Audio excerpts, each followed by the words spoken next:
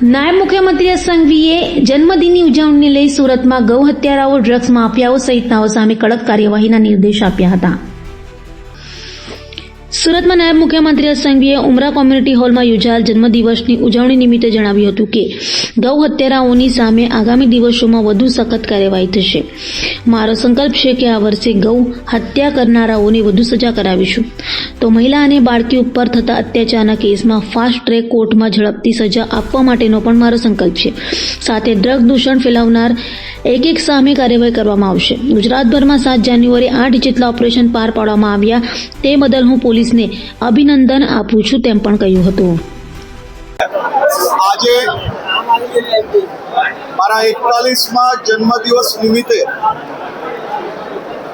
પહેલેથી જ મારા સૌ સાથી કાર્યકર્તાઓ, મિત્ર વર્તુળ, સામાજિક સંસ્થાઓ તમામ લોકોને અપીલ કરી હતી કે કોઈ બી પ્રકારના ફોટા, બેનર, હોર્ડિંગ, બુકેની બદલે સાચા મિત્ર તરીકે સમાજમાં કોઈ બી વ્યક્તિના ચહેરા ઉપર ખુશી લાવી શકો તેવા સેવા કરીને મારા જન્મદિવસ નિમિત્તે શુભકામનાઓ આપવા માટે વિનંતી છે. આજે સુરત શહેરમાં 250થી વધારે જગ્યાઓ પર જે સામાજિક સંસ્થાઓ દ્વારા, સેવાભાવી લોકો દ્વારા, ભારતીય જનતા પાર્ટીના અલગ અલગ બોર્ડો દ્વારા, મારા સૌ સાથી કાર્યકર્તાઓ દ્વારા જે સેવાના કાર્યક્રમોનું આયોજન કર્યું છે તેવા સૌ સાથીઓને હું સર્વપ્રથમ ખૂબ ખૂબ આભાર માનું છું. આ જ પ્રકારે ગુજરાતભરમાં ગાંધીનગર, અમદાવાદ, અલગ અલગ જિલ્લાઓમાં જે સેવા કાર્યોને આજે કાર્યક્રમ દ્વારા જે લોકોને અને લોકોના ચહેરા ઉપર જે સ્મિત લાવવાનું કામ કર્યું છે એવા બી મારા સૌ સાથીઓનો ખૂબ ખૂબ આભાર માનું. ગૌ માતા એ આપણા સૌની આસ્થાનું સૌથી મોટું કેન્દ્ર છે. 41મા જન્મદિવસ નિમિત્તે દિવસની શરૂઆત ગૌ માતાની પૂજા કરીને, પૂજા અર્ચના, સેવા અને વંદન કરીને માં ગૌ માતાના આશીર્વાદ લઈને આજના દિવસની શરૂઆત કરી છે. આજનો દિવસ એ મારા જીવનનો ખૂબ મહત્વનો દિવસ છે. આજનો આખો દિવસ હું સેવા દિવસ તરીકે મનાવી રહ્યો છું. આપ જોઈ શકો છો કે અહીંયા હજારો લોકોને આજે એમના ચહેરા ઉપર સ્મિત આવી છે. નાના નાના બાળકોથી લઈને વડીલ બાપુજીના ચહેરા ઉપર જે ખુશી છે, બસ આ જ લોકોએ મારા જીવનમાં મને આશીર્વાદ આપીને કામ કરવા માટે સક્ષમ બનાવ્યો છે.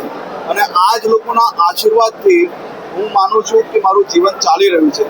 આમના આશીર્વાદ લઈ રહ્યો છું, સૌ લોકોને મળી રહ્યો છું.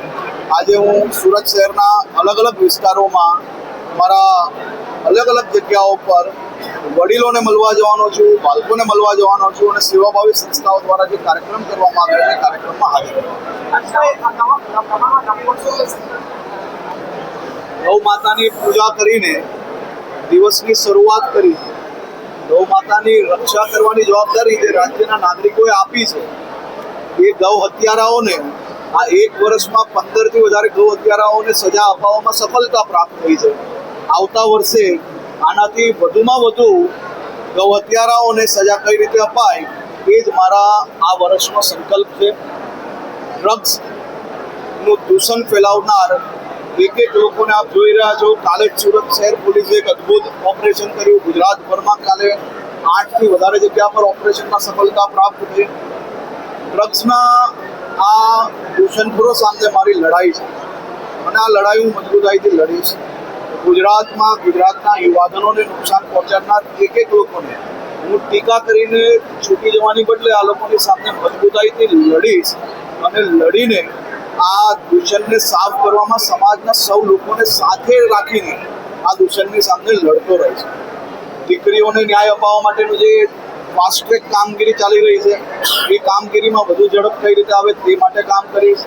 મારી જે જવાબદારી રાજ્યના નાગરિકોએ મને આપી છે એ જવાબદારી અદા કરવા માટેનો પ્રયત્ન કરીશ.